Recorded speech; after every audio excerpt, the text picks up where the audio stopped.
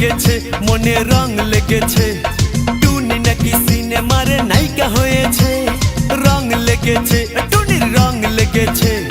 টুনি নাকি সিনেমার নায়িকা হয়েছে সেই ছবিতে নায়ক নাকি থাকবে সাকিব খান ছবিটার নাম নাকি তুমি আমার জান টুনির জ্বালায় এবার আমার যাবে রে প্রাণ রং লেগেছে মনে রং লেগেছে টুনি নাকি সিনেমার নায়িকা হয়েছে